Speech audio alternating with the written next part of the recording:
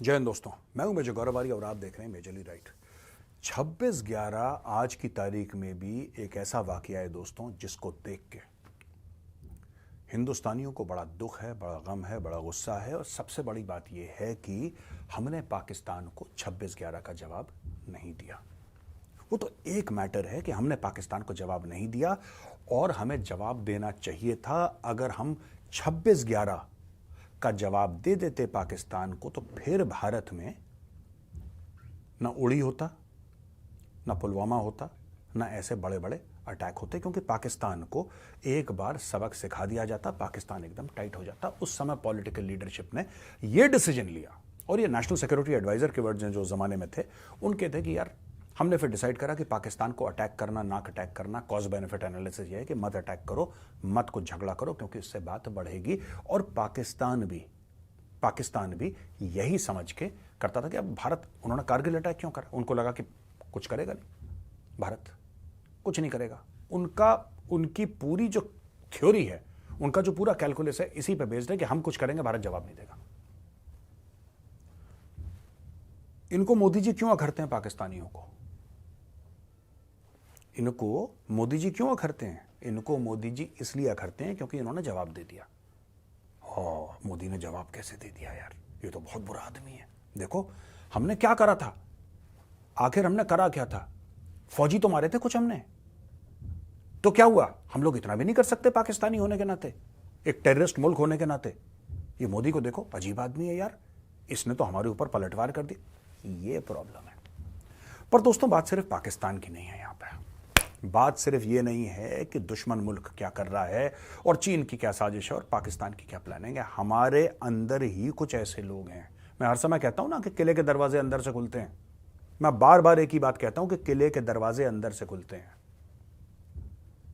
आपके बीच में गद्दार बैठे हुए हैं, आपके, मेरा मतलब भारतीयों के बीच में, हमारे बीच में गद्दार बैठे हैं जो यहां पे संविधान की चादर ओढ़ के, लिबरलिज्म की चादर ओढ़ के, लेफ्ट लिबरलिज्म की चादर ओढ़ के, इलेक्टोरल पॉलिटिक्स की चादर ओढ़ के, फ्रीडम ऑफ स्पीच की चादर ओढ़ के, ठीक है, ये सारी चादरें ओढ़ के जो मन चाहे कहो। अच्छा, इनका एम क्या रहता है बोलने का? इनका एम सिंपल सा ये रहता है कि आप बोल दो एक बार, ठीक है, 95% लोग तो यही बोलेंगे कि बकवास कर रहा है, ये बकवास कर रहा है।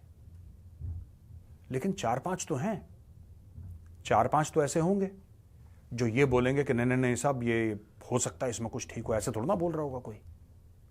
इनका टारगेट वही 4-5 लोग हैं, इनका टारगेट 95 लोग हैं ही नहीं। कि थोड़ी सी गलतफहमी फैला दी, थोड़ा सा झूठ बोल दिया, थोड़ा सा र्यूमर मॉन्गरिंग कर दी, थोड़ा सा प्रोपेगेंडा, थोड़ा सा इंफॉर्मेशन वॉरफेयर, और बात हमारी बन जाएगी। ये स्टोरी है दोस्तों आज का मेजरली राइट।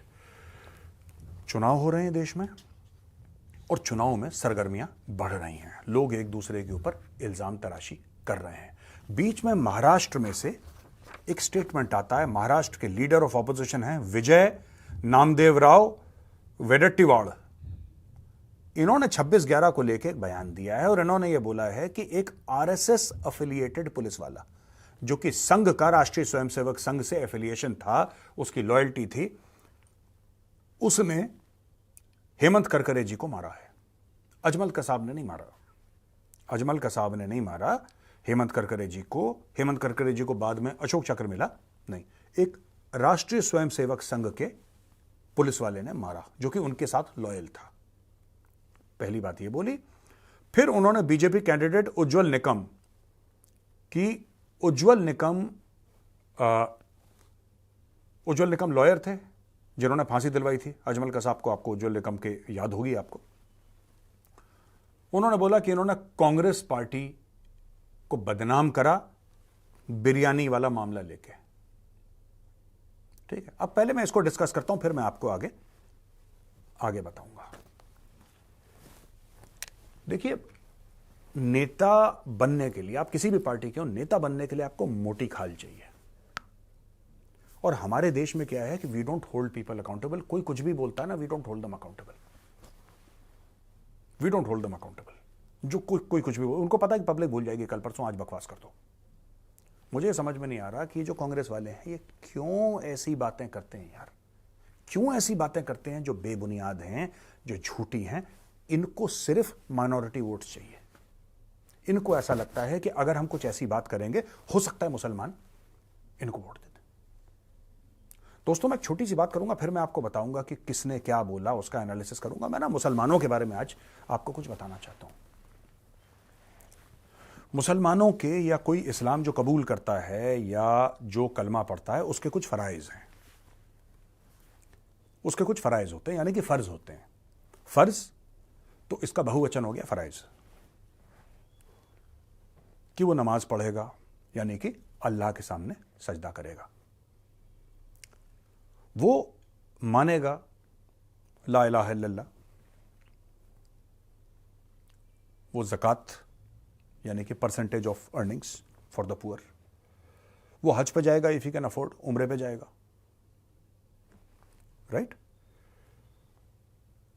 ये सारी की सारी चीजें मुसलमानों पे फर्ज हैं। तो दोस्तों, अगर हम सच्चर कमेटी की रिपोर्ट की बात करें तो सच्चर कमेटी गठित करी गई थी 2005 में, और 2006 में towards the end of 2006 Sachar committee ने अपनी एक रिपोर्ट दी। सच्चर कमेटी की रिपोर्ट ने यह बताया कि भारत में मुसलमानों का हाल बहुत बुरा है। सच्चर कमेटी ने यह बताया कि सबसे नीचे हैं, चाहे वो सोशल पैरामीटर्स हों, चाहे वो इकोनॉमिक पैरामीटर्स हों, चाहे वो जॉब अपॉर्चुनिटीज हों, चाहे एजुकेशन हो, सबसे नीचे।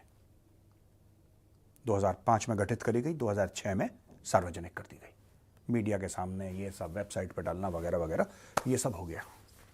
उस समय भारत के प्रधानमंत्री थे डॉक्टर मनमोहन सिंह। उस समय नरेंद्र भाई मोदी का भारत सरकार से कोई लेना देना नहीं था। उस समय भाजपा का ना कानून चल रहा था, ना राज चल रहा था, ना ताकत चल रही थी, ना कुछ चल रहा था। भाजपा का कोई मैटर था ही नहीं। कांग्रेस का राज था, कांग्रेस के प्रधानमंत्री थे और कांग्रेस की सत्ता थी, ठीक है। यानी कि कांग्रेस पार्टी ये मानती है कि इतने सालों तक ये मुसलमानों का कुछ नहीं कर पाए, क्योंकि इन्होंने मुसलमानों को झूठ बोला और मुसलमानों को एक वोट बैंक की तरीके से इस्तेमाल करा। कैसे कैसे? तो आपने मुसलमानों को यह बोला कि साहब आप हज जाइए, आधे पैसे पे जाइए, जबकि कुरान शरीफ ये कहता है कि यू विल गो टू हज only if you can afford it. जो अफोर्ड कर सकता है वो जाएगा, और जो गरीब है, जो अफोर्ड नहीं कर सकता, उसको माफ है। उम्रे का भी यही मैटर है। उम्रे को आप छोटा हज कह लीजिए, वो हज का लेवल नहीं है उम्रे का, लेकिन एक छोटा हज कह सकते हैं। समझाने के लिए मैं कह रहा हूं उसको छोटा हज। वैसे इट इज नॉट छोटा हज, उम्रा अलग है, लेकिन आप ऐसे समझ सकते हैं। तो मुझे एक बात समझ में नहीं आई, फिर ये कहते हैं कि हिजाब पहन लो। हिजाब तो वैसी औरत पहन लेगी जो मुसलमान है, अगर उसको पहनना होगा तो।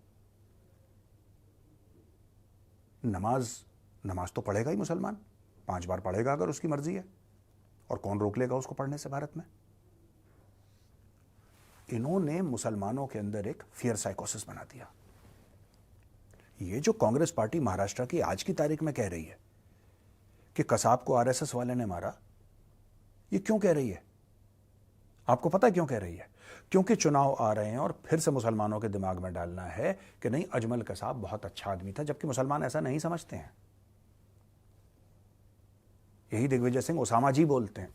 इनका इतना दिमाग खराब हो चुका है, मैं आपको बता रहा हूं, इनका जहन इतना गंदा हो चुका है कि ये ठीक नहीं हो सकते। और इनका वही है कि किसी तरीके से जो रेडिकल्स हैं अमंगस्ट मुस्लिम्स, उनको खींच के ले आए, वोट मिल जाए और कुछ हो जाए, देश का बेड़ा गर्क हो जाए, लेकिन हम सत्ता पे बैठ जाए। लेकिन अब मुसलमान भी जाग गया, उसको भी पता कि ये लोग चूरन खिला रहे हैं उसको पता लग गया आज का मुसलमान वो नहीं है जो पुराना वाला जिसको आप गोल गोल करते थे। नहीं, आज वो कह रहा है कि बॉस परफॉर्मेंस क्या है ये समझाओ ना जरा। ऐसे भी हैं जो धर्म के नाम पे वोट देंगे। मैं ये नहीं कह रहा आपको कि सारे मुसलमान बदल गए, नहीं, लेकिन मुसलमानों में एक कॉन्स्टिट्यूंसी अब जाग गई है। अब आप उनको बेवकूफ नहीं बना सकते, वो एक खास कॉन्स्टिट्यूंसी को, और वो सवाल जवाब पूछ रहे हैं और पूछते भी हैं। वो हो सकता है कॉन्स्टिट्यूंसी छोटी हो आज की तारीख में। तो दोस्तों, जब ये बात होती है ना कि 26/11 आरएसएस की साजिश, ये किताब पब्लिश होती है, तो स्टेज पे खड़े रहते हैं माननीय दिग्विजय सिंह जी, कांग्रेस के वरिष्ठ नेता, मदनी साहब अपने आप में बहुत बड़े इस्लामिक स्कॉलर हैं, ठीक है जी, इस्लामिक स्कॉलर हैं वो, और अजीज बरनी वगैरह जो इस किताब के लेखक हैं। और इस किताब के थ्रू ये प्रूव करने की कोशिश करी जाती है कि पूरा का पूरा जो 26/11 वाला मैटर है, पूरा का पूरा जो 26/11 वाला मैटर है ना, उसमें पाकिस्तान का कोई लेना देना है ही नहीं। और बगल में कौन खड़ा है? महेश भट्ट। तो आप ये देख लीजिए, रेडिकल इस्लामिस्ट भी हैं वहां पे, बॉलीवुड भी है, पॉलिटिक्स भी है। कितना प्यारा, कितना सुंदर संगम है यार ये। और सब स्टेज पे खड़े होकर क्या बोल रहे हैं कि जो 26/11 है ना, वो असल में आरएसएस की साजिश है, आरएसएस ने करवा दिया 26/11। पाकिस्तान ऐसा, तो पाकिस्तान तो गाना गाता है यार, पाकिस्तान तो बिरयानी कोरमा खिलाता है, पाकिस्तान जो है वो क्रिकेट खेलता है, पाकिस्तान थोड़ा ना लश्कर वश्कर। लश्कर का जो हेडक्वार्टर है वो तो इंडिया में है। जैश ए मोहम्मद में सारे के सारे हिंदू हैं। वो तो बदनाम करने के लिए पाकिस्तान को साजिश रची गई है। तो दोस्तों, ऐसी किताब भारत में छपती है और अलाउ करा जाता है उसको छपना। और वहां पे रूलिंग पार्टी के जो हेड हैं वो वहां पे आते हैं और रूलिंग पार्टी के एक बड़े सीनियर नेता यानी कि दिग्विजय सिंह जी उस किताब का विमोचन करते हैं स्टेज पर। बगल में सीटियां बजा रहे हैं, ताली बजा रहे हैं महेश भट्ट रिप्रेजेंटिंग बॉलीवुड, और अजीज बर्नी जो ऑथर है, और मदनी साहब अपने। यानी कि एक नैरेटिव आपने शुरू कर दिया आपने नैरेटिव शुरू। तो दोस्तों, इस प्रकार से लोगों के दिमाग में गलत बात डाली जाती है, all because of vote bank. मैं एक बात बताता हूं दोस्तों, दिग्विजय सिंह ने यह भी बोला कि कलावा बांधा हुआ था कसाब ने हाथ में, और यही पाकिस्तान भी बोल रहा था कसाब। जबकि पाकिस्तान के जो जर्नलिस्ट हैं, हामिद मीर, बहुत बड़े जर्नलिस्ट हैं हामिद मीर कैमरा ले गया था अजमल कसाब के घर पे। हामिद मीर जियो टीवी का कैमरा पर्सन, जियो टीवी के लिए काम करते हैं हामिद मीर कैमरा ले गए थे भाई साहब अजमल कसाब के घर में कि ये घर ये अजमल कसाब का है जिसने बंबई में गोली चलाई है, ये पाकिस्तानी पंजाब में, ये उसका घर है। उस पूरे एपिसोड को गायब कर दिया पाकिस्तान ने, लेकिन मैंने टीवी पे देखा है वो, क्योंकि इंडियन टीवी उसको प्ले कर रही थी कि ये हामिद मीर कह रहा है ये घर है अजमल कसाब का। यार तुम क्यों झूठ बोल रहे हो? एक पाकिस्तानी जर्नलिस्ट, पाकिस्तानी टीवी का सबसे बड़ा नाम। कहने की बात यह है यार कि अगर आप इस चीज को इस तरीके से देखोगे ना कि पाकिस्तानी स्टेट क्या बोलता है और कांग्रेस के कुछ लोग क्या बोलते हैं, it is exactly the same. इसमें कोई फर्क नहीं है। और दोस्तों, आप जानते हैं मैं ज्यादा पॉलिटिकल स्टेटमेंट्स नहीं देता, मैं पॉलिटिक्स के ऊपर शो नहीं करता, लेकिन जब पॉलिटिशियन घुसेंगे नेशनल सिक्योरिटी में, जब नेता घुसेंगे नेशनल सिक्योरिटी में, फिर मेजर को पॉलिटिक्स में घुसना पड़ेगा।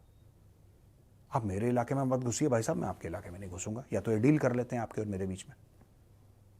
तो इन सब लोगों ने एक तरफ एक पूरी की पूरी एक साजिश बना के बोला कि किताबें छापो, आर्टिकल लिखो, गाने बनाओ, बातचीत में टॉक्स करो, और ये एक भौकाल बनाने की कोशिश करो, माहौल बनाने की कोशिश करो कि ये सारा का सारा भारत ने करा है, सारा का सारा किसी तरीके से।